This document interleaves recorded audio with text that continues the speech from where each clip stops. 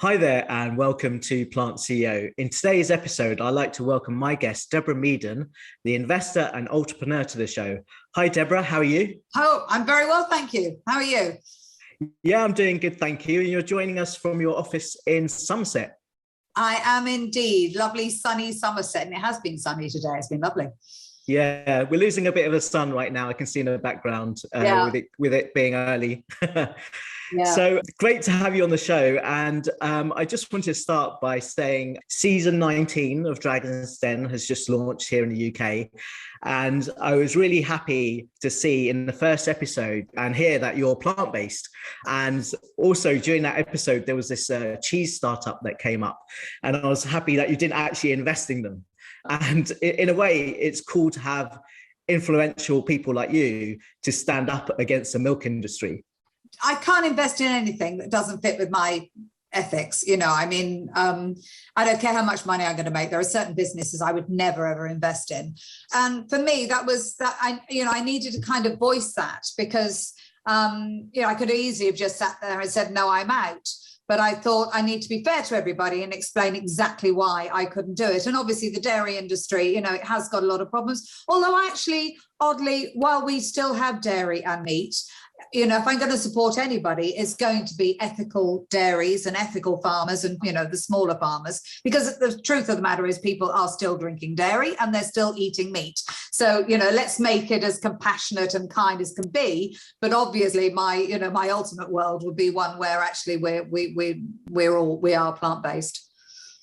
Yes, for sure. And I think it will be cool to see some of those, especially those smaller farmers transition to things like the alternative milks, right? Like to move to oat milk, for example, and have that as a local produce. Well, yes, that's true. But there are also, oats don't grow everywhere. Dairy farmers are not necessarily able to transition. So I'm quite pragmatic. I understand where we want to go and I want to see the quickest path there. But I also understand that I'm in business. I understand you can't just click your fingers and everything change instantly. But I think it's fantastic to see the growth in the interest in plant-based. And I also don't think it's a fad. It's not a trend. I think this is what we're doing now. We're changing. We're thinking very carefully about how we eat. And even if we're not completely plant-based, so many of my friends are now just eating a lot less meat and dairy, and that's fine. That's the journey. Maybe one day they'll decide to stop, And on that point with your friends eating, less dairy and meat, for example, the National Food Strategy had a recent review of the food system from farming to production to, hunger to sustainability. And it recommended that in the UK, that meat consumption should fall by 30% over the next 10 years. So if you are somebody who eats meat every day, then that means that you would just need to have 2 meat-free days a week.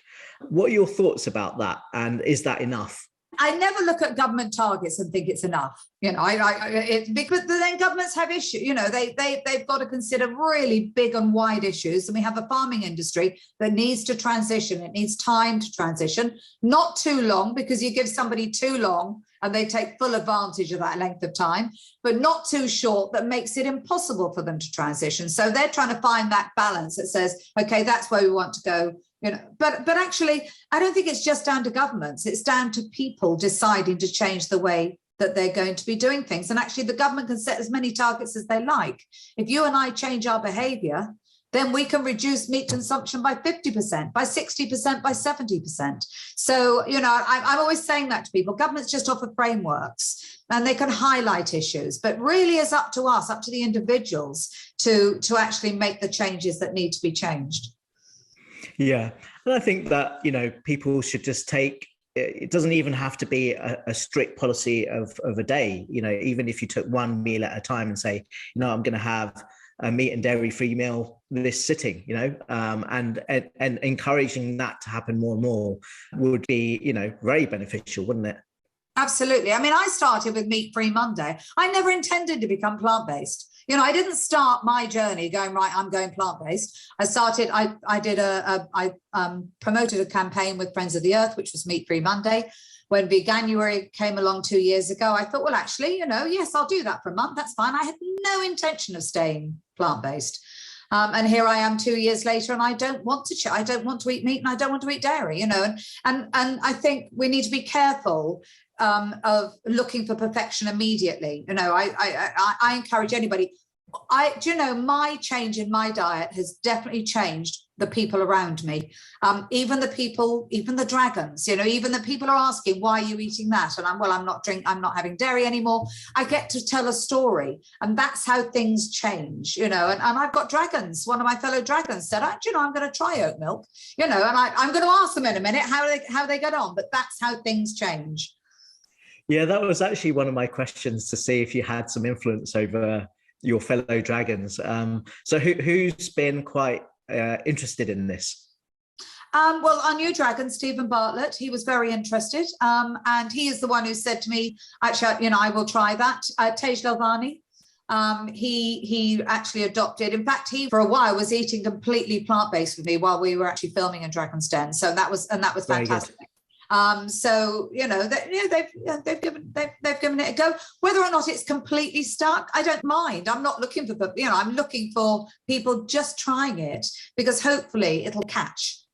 Yeah, and just thinking back when you were doing this campaign for Friends of the Earth, was there something that led you to that decision? Did you want to do it for health reasons, sustainability, animal welfare? What was it that kind of sparked your interest in this?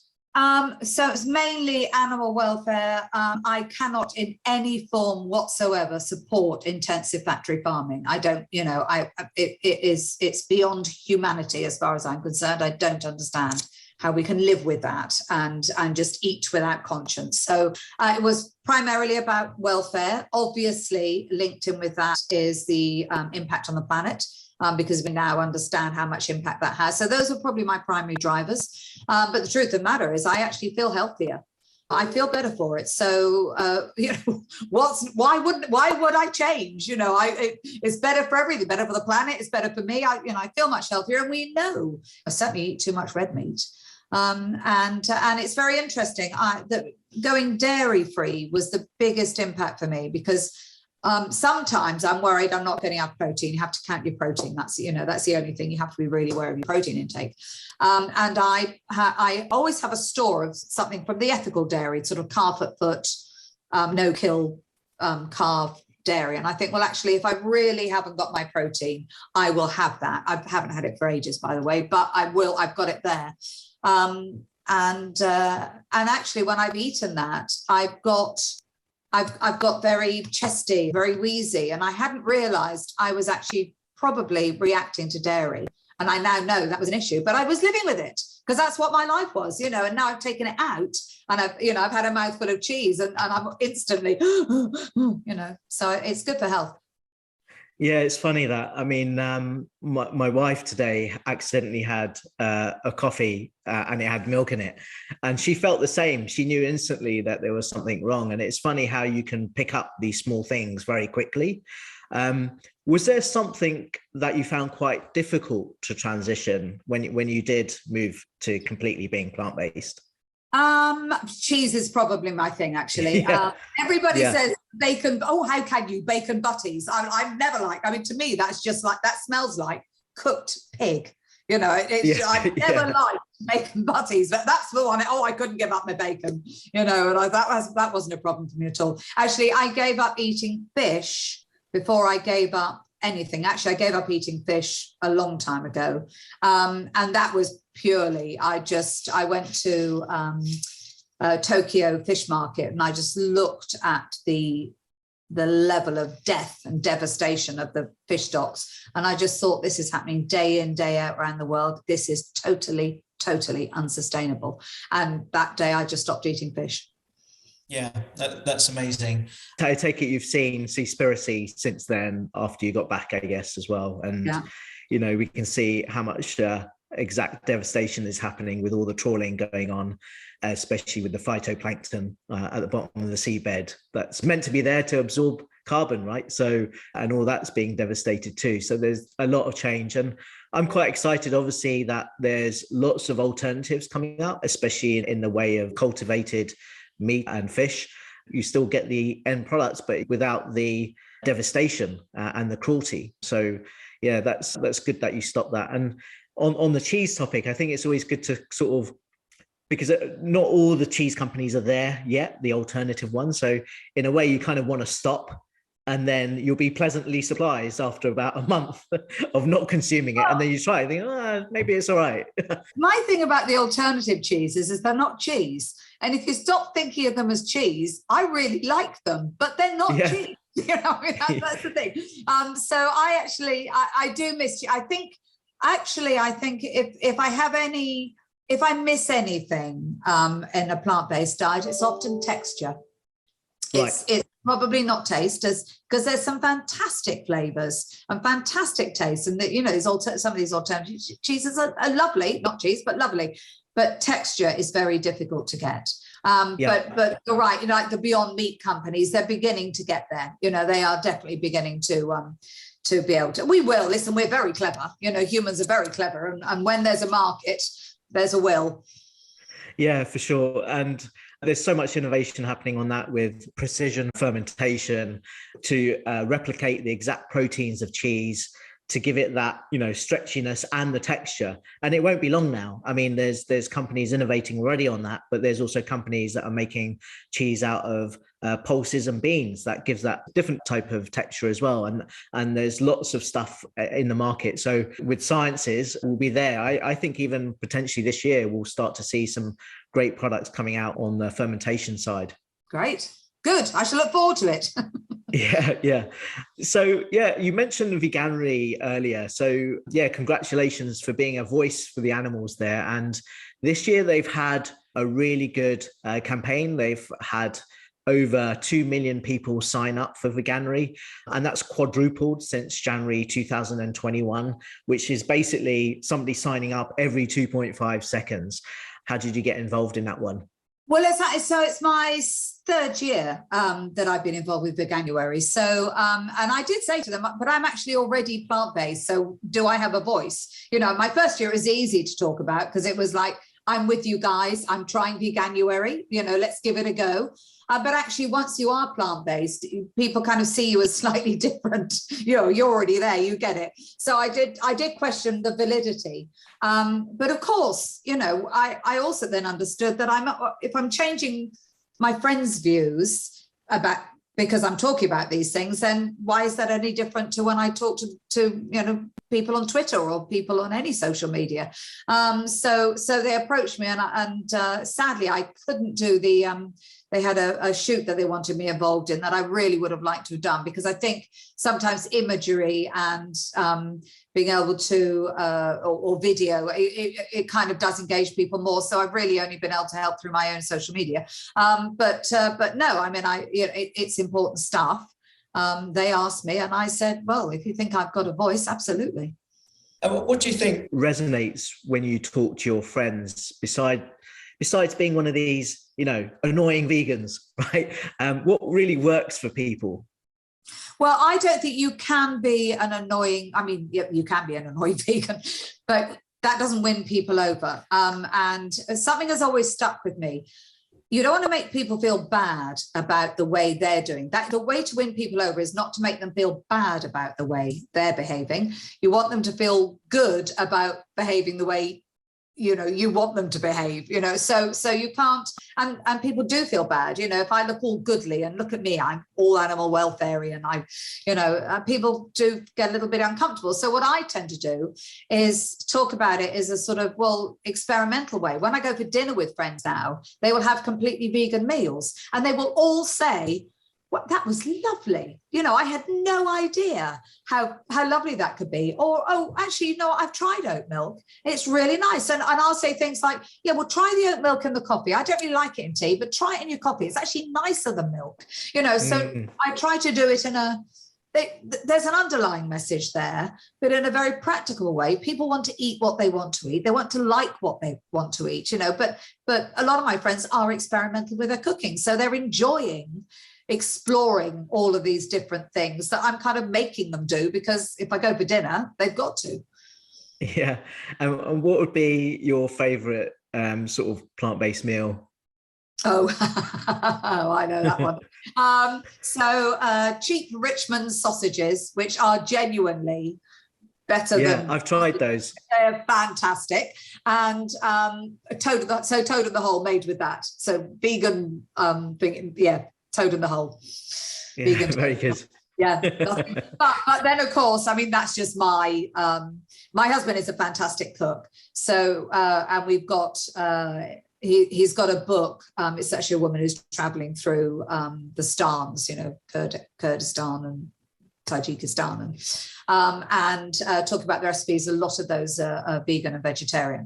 So he's very experimental. I couldn't name a dish because it doesn't have a name, but but he's very good at that. So you're also a member of the Council of the Ambassadors for the World Wildlife Fund. And I really like what they've done with the planetary diet that they launched. I think it was probably about over a year ago now, where you can actually compare different countries and the diets and what sort of impact that is making. And I think there was a lot of work that they did. So how can we get some more exposure for that work that they've done? Well, see, that's a really good point, because the minute you put that kind of work into a sustainable charity or people kind of see it as homework. You've got, and a lot of these reports are fantastic. They've got some amazing information in them, but actually, people don't want homework. It's the type of information that people need, but they don't want to sit down and concentrate on it too much. So I guess I for a long time was on an ambassador, obviously, for the WWF. And I think they need to use their ambassadors. We need to talk more, but also what the WWF are actually very good at is using the right ambassadors with the right tone, because people are accepted in different forums, and there are forums that wouldn't accept me talking about it, but would accept somebody else. And I think what the WWF are good at and will do and should do is make sure that they've got the right people talking in the right forums, that and obviously on the right media. Maybe I should get them on the show and get them to talk about it here. So I think it'll be quite good actually to give them some more awareness on that. In terms of your investments, I don't think you've made any plant-based investments yet into food, or is that right?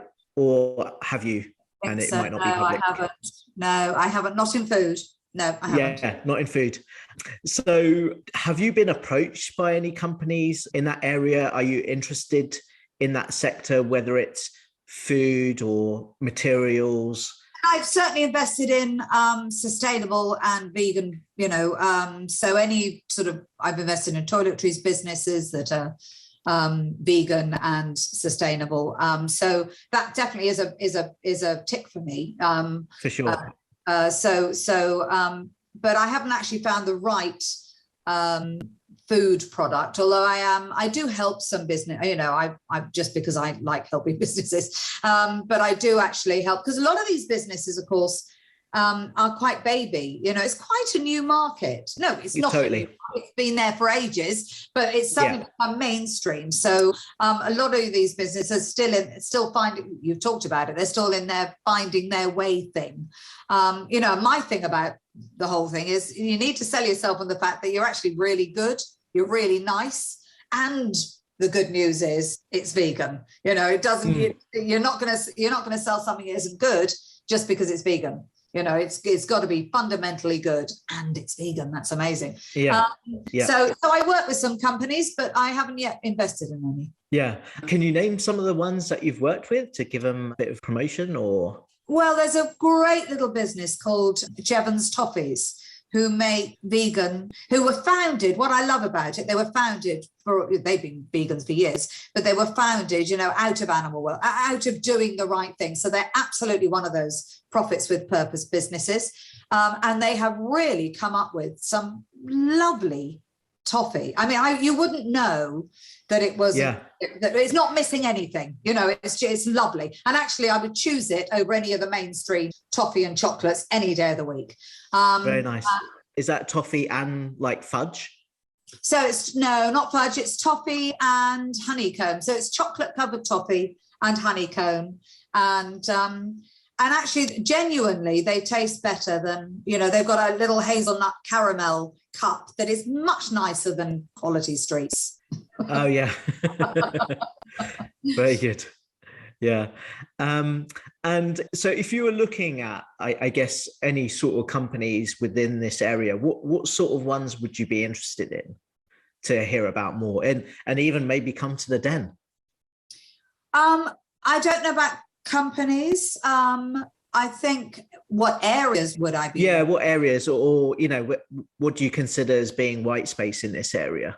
Well, I think so. There are the fast foody type companies, you know, so the Beyond Meats. So they're going to offer me my hamburgers. They're going to offer me these substitutes for the things that I used to love and used to be able to eat. And then when I want to eat more complex meals over here, that can take a little bit of time and research. So I think the bit that I'm really quite interested in is that little bit in the middle that has got more interesting, convenient food, because, you know, there's a lot of sort of shepherd's pies or not shepherd's pies, obviously, not shepherd's pies. So I think, so something a little less hamburgery and sausagey, you know, not the completely from scratch meals. But something a little bit more convenient. And I tell you what I do think, and this is a really strong message that needs to go out, they are missing a trick. There are certain things when you're a vegan you have to pay attention to. Where am I getting my protein from? And where am I getting my vitamin B12 from? Because those things are always fundamentally, if we grew up with a diet of meat, that's where we were getting it from. So it's really important. I'm counting my nutrition, and a lot of these businesses are not putting they're putting carbohydrate, sugar, fat, calories on the front, and they're not putting protein. And when I go shopping, I want to be able to scan the line and think, oh, well, there we are, there's my 20 there, 10 there, 15 there, you know, and then definitely missing a trick. So they should definitely have better and clear labeling, especially if it does include B12, and, you know, definitely should be quite visible in terms of the protein, amount of grams of protein the products have. Yeah, that's a lot of people's concerns when they go vegan, or even talk about going vegan. Where do I get my protein from? Yeah, you all know you can get your protein. It's just, but it needs to be clear, I think. Yeah, and also I think in the UK most people are actually deficient overall, even meat eaters, on their B12, and especially of how even like vegetables are washed. It's not so much earth being left on it where this bacteria. So, you know, you can get it B12 from sauerkraut, for example, you know, these fermented cabbages, and there's also quite a lot of nutritional yeast, which will include B12. So there's definitely loads of sources and alternatives to get it from. But I think UK population probably needs to check their levels for sure, and make sure they're getting enough of it. Absolutely. But as I say, if you think about that little nutrition panel, none of them say protein. You have to read the tiny little writing on the back to see what the protein is. Yeah. And do you have any advice for founders in general, either, you know, in plant-based businesses, but in general, in terms of, you know, some of the founders that are coming in to pitch? What sort of advice would you give them when starting off? Well, that kind of depends on where they are and what business they are, but that's quite a broad question, really. So maybe if we focus it on, say, more tech startups. You've always been interested in technology and platforms. Do you see like common mistakes when you hear pitches? I'm saying tech because there's a lot of tech obviously going on in the plant-based industry, especially with biotech right now, and cell-based. And from what I've seen, you definitely get these entrepreneurs who are very scientific, but, you know, may not be able to be that commercially minded or be able to explain in a way that investors would want to be communicated to. you've definitely picked up on something that you're absolutely right, that often, really, really clever people find it really difficult to explain what they see as this huge complex thing, which they're never going to explain to me because I'm not a scientist, but they find it very difficult to take that down, to boil it down to the important things that I need to know, because actually I don't need to know. I need to know what it does. I really don't need to know how it does it, as long as I'm convinced that there are people who do know how it does it, that they can explain, the fundamentals to me. So that's very important. I also sometimes think that they need to look around a little bit more, because we have had quite a few tech businesses in that actually are just repeating what is currently existing. And when you bring that up and say, so why is yours going to win? They haven't really thought about that. So, every business when it starts up needs to think to itself, why am I going to win?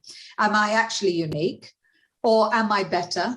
Am I cheaper? Am I faster? What is it that's going to make my business win?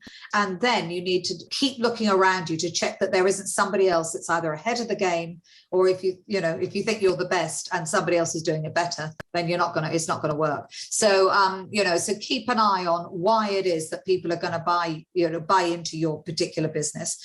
And also it amazes me how many really smart, clever, inventive people make something, produce something, design something, and then say, how are we going to get it to market?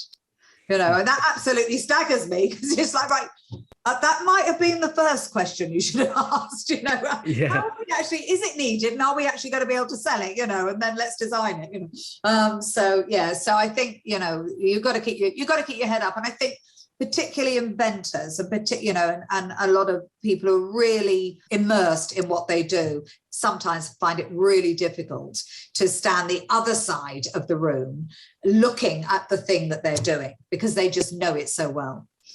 Very interesting. Yes. And in terms of your current portfolio that you have, which one has been the most successful for you? So I guess some of them haven't made an exit or been acquired, but which ones do you really would like to highlight from your current portfolio, and maybe ones that have been sold? So there's a lovely business called Dock and Bay, and I'll tell you why. For me, I call that a success. I actually measure success on more things than cash.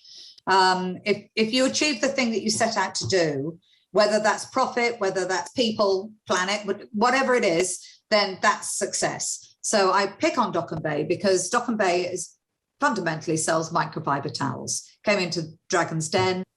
I think it was turning over about £500,000, which is a lot on towels. But it's microfiber. And microfiber, we all know, is not good for the planet. But I could see the guys were open to change, and they were aware of their impact. Anyway, now probably next year they'll probably do 12 million turnover. So I think that's in 3 years, which is a nice growth in business. 4 years, nice growth in business. But what I also love is that we've gone from being a microfiber towel business. Everything we do is recycled. So we are using recycled plastics right the way through. And that took a lot of re-engineering a business to do that, because it wasn't that easy to find genuinely good suppliers who also were sustainable in their approach. We do things like we have produced a not-for-profit wash bag, because still microfibers still end up in the ocean. We don't want to make money out of that, so we produced as I say, a wash bag to try and catch all those fibers, and that's not for profit. And that to me, that's the all-round business. That's great. It's making money. It's grown really well. But it's also changed itself because we want it to be, have less impact on the planet. And that was thanks to your investment and your guidance with them. And they were quite open for that, which is really important, right? Not to be closed in your mentality. Totally. The thing that I always say, now, there are certain businesses I would never, ever invest in, full stop. Don't care how much money they'd make me.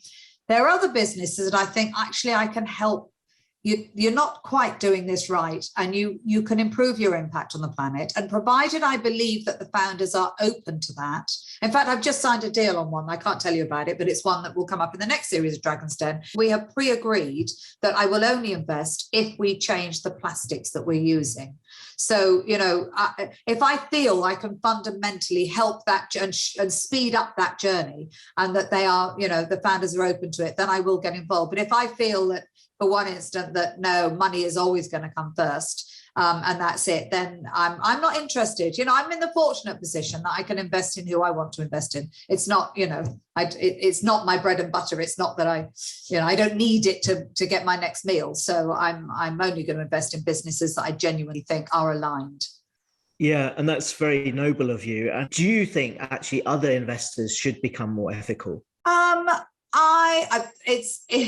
It's entirely up to them, but I do think they are becoming more ethical. And I think some are being dragged kicking and screaming. And if you think so, big pension funds, I was talking about. That's the ones I was thinking that, are very slow moving. They're very slow moving, but I was talking to a financial advisor who said he's never had, since COP26, he's never had so many calls from people saying, I want to get out of fossil fuels.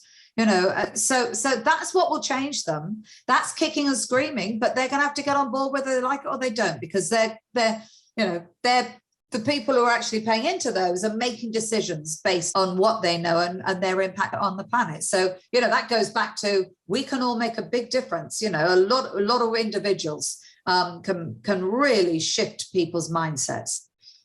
Yeah, we do need that public to push where they're, and becoming more conscious, I guess, more conscious investors into their own future, right? And we shouldn't be putting money into things that don't align to our values. And there is a shift, and I definitely see it happening more with the younger generation, and they're, deciding where to invest their money at early stages now. So we are seeing it, but I definitely want to see the larger banks and institutional investors really put their money where their mouth is, and really do change their structures of their portfolio and where they're putting their money.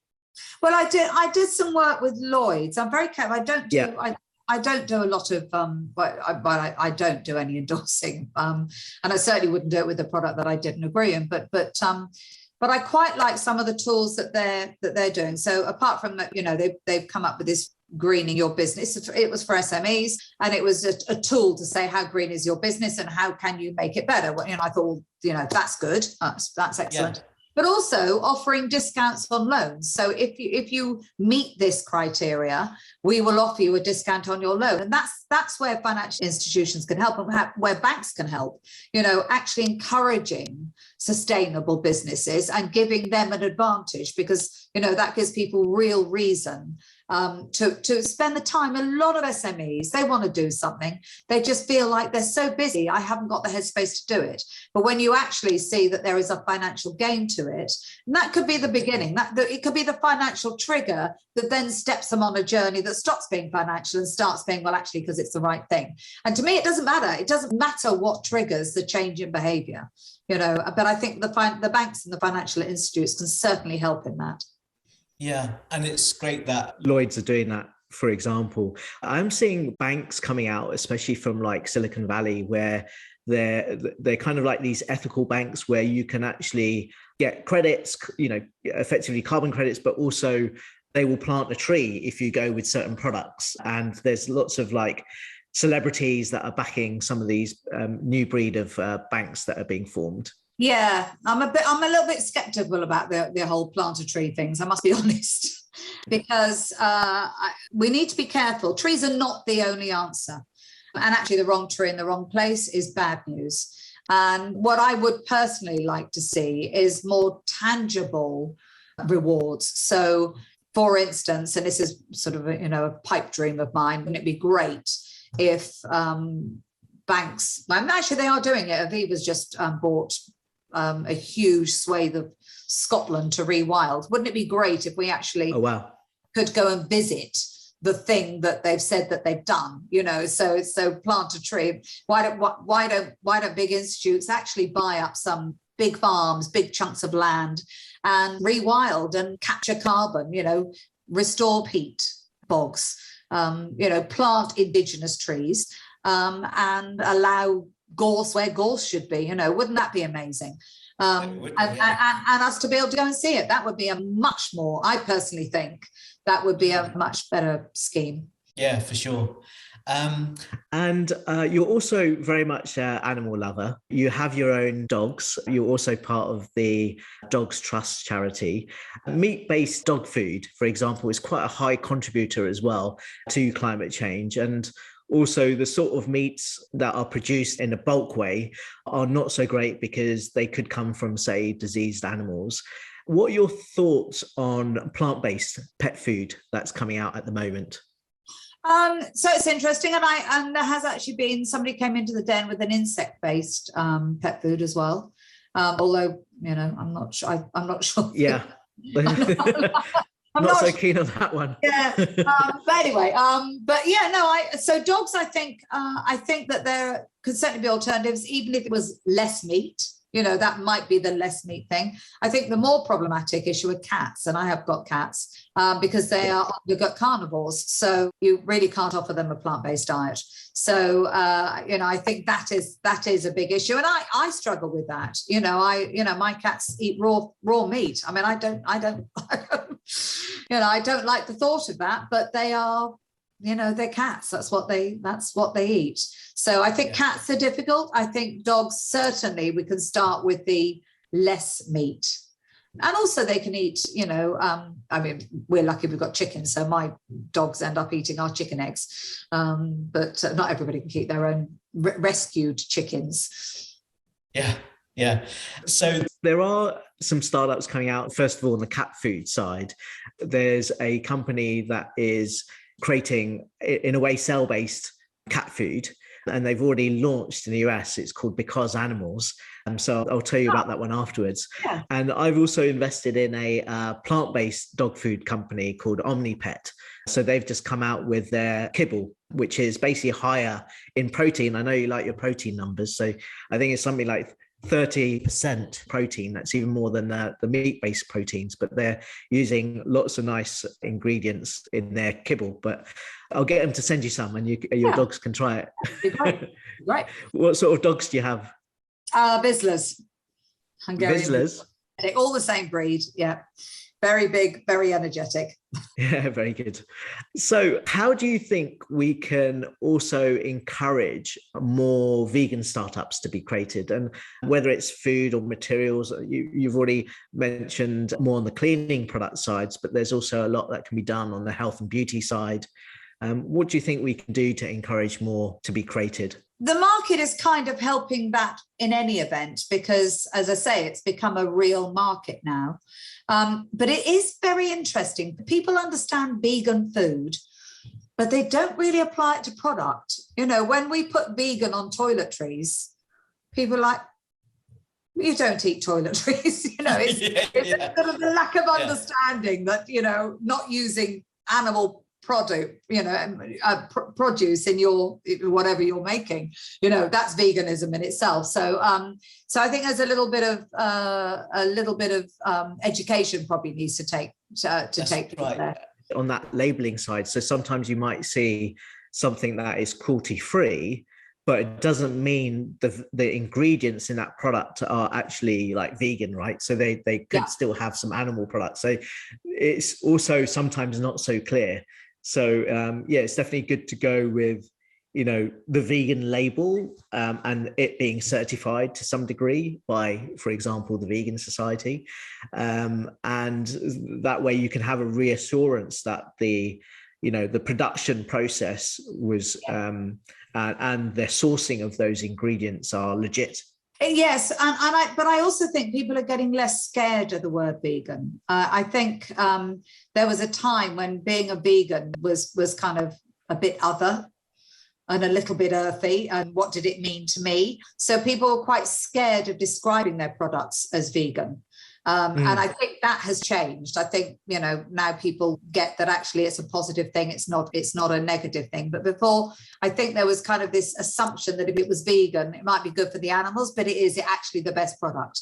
And now those two, I don't think we're there yet, by the way, but those two are beginning to come together. So I think, that's a really good thing. But also in descriptors, vegan friendly is very different to saying vegan. It's vegan friendly.